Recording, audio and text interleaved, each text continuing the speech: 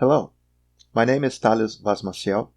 I'll be presenting our paper Cognitive Consistency Models Applied to Data Clustering, authored by myself and Professor Leonardo Ramos Amendarfa at the Federal University of Rio Grande in Brazil.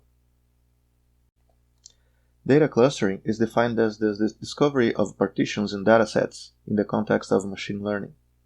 The intuitive idea is the search for groups of objects that share some kind of similarity.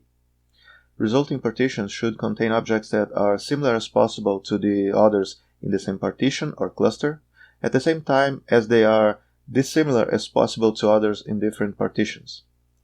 There is a large number of clustering algorithms available in the literature which tend to specialize in specific characterizations of data. It also makes the diversity in clustering strategies very prominent. Our goal is to verify that the adoption of human cognitive models related to cognitive consistency is suitable for data clustering, leading to increased quality of the discovered clusters. Moreover, we aim at defining an original clustering algorithm that uses concepts from cognitive dissonance and balance theories to regulate the decision-making processes in clustering tasks, and also to investigate our approach's performance in comparison to related algorithms. The particle swarm optimization clustering algorithm cited the cognitive dissonance concept as basis for the development of a clustering algorithm for the first time. Authors proposed that individuals in the swarm would strive to make a decision upon three potentially dissonant cognitions, one from the individual, one from the community, and the individual's current opinion. Recent developments following that approach include chaoticizing pheromone availability in the environment to avoid local solutions, swarm particles representing the entirety of data points in the dataset, not just group centroids, to improve performance, and using different neighborhood topologies to improve cluster quality. Festinger's theory of cognitive dissonance refers to a psychological phenomenon caused by situations where conflicting attitudes, beliefs, or behaviors are present in the individual's psyche.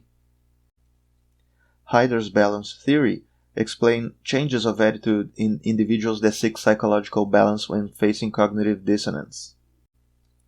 Cartwright and Harari proposed an extension of Hyder's model based on graph theory, thus enabling the simultaneous analysis of multiple relations. Flamand proposed that if a complete graph of relations between the individuals involved in a situation is balanced, the entire situation is balanced. The author later revised their theory to recognize that situations may be defined from a balance degree instead of a binary value. Here's the definition for the cognitive dissonance clustering algorithm. I'll be leaving it here and proceeding to explain the algorithm's behavior in an application. Please refer to the full paper for further details on the algorithm's formal definition. This is a test dataset in its original state. It's a two-dimensional numeric dataset and contains 50 data points where values range from 0 to 6 in both dimensions. In our proposal, each and every data point is represented by an agent in the context of a multi-agent system. In the beginning of the execution, all agents are assigned a random and unique label. Labels will propagate in the system as agents cluster together in each iteration of the algorithm. We will be focusing our explanation on the behavior of the agent highlighted in red. It is important to note, however, that the same behavior is performed to every agent in the system. Each agent has its vision scope in the environment, which is the maximum distance in which it recognizes the presence of other agents in any direction. Agents are capable of segmenting their vision scope into multiple sectors. The number of sectors in which the agents are able to divide their vision scope later determines the precision of movements in the environment. In the presented case, the red agent divides its vision scope into 8 sectors. An agent's next step is to analyze the environment in its vision scope and determine a direction for movement in the present iteration. That decision will be based on the psychological balance of each sector in the agent's vision scope from the agent's perspective. Here's an example of the agents and their positive interagent relations plotted as a graph. The system was configured so each agent establishes a positive relation to the nearest agent to itself and a negative relation to all others in the system. In case of conflict, the positive relation prevails. This image presents a graph composed by the agents and their positive relations in green. Negative relations have been suppressed from the image due to inability to present a readable complete graph in the two-dimensional space. Focusing on the red agent, this is what its vision scope allows it to read from the environment in its current iteration. In this image, we are able to display both positive relations in green and negative relations in red as they occur in each sector of the agent's vision scope. After segmenting its vision scope, the agent perceives that sector 1 of its vision scope contains 3 agents, which form the situation composed by 1 positive and 2 negative relations. The product of these relations enabled evaluating the sector as positive. Sector 3 contains 2 agents which presented a positive relation between them, thus being the sector evaluated as having a positive psychological balance. Sectors 2, 4, 5, and 6 contain a single agent in each of them, thus being set to neutral balance.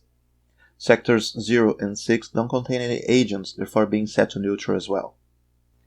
The agent then decides to move towards the center of one of the sectors that presented positive balances. If more than one sector is balanced at a time, it may choose randomly between them. After moving, the agent will take the label that is prevalent at the time in the sector it moved into. In the case of the red agent, it must choose between sectors 1 and 3 and move towards the center of the chosen sector. The same behavior is executed by all agents in the system. Here we have a representation of a final iteration where the clusters have converged to stability. It means that no agent changed groups throughout an entire iteration cycle. Agents' final labels are reflected as the new data points labels, and the algorithm finishes. For performance comparison, we used k-means and 2 tightly related algorithms, DL2 and AVC, that share the idea of using agents' vision scope in vision scope sectors, but rely solely on populational density.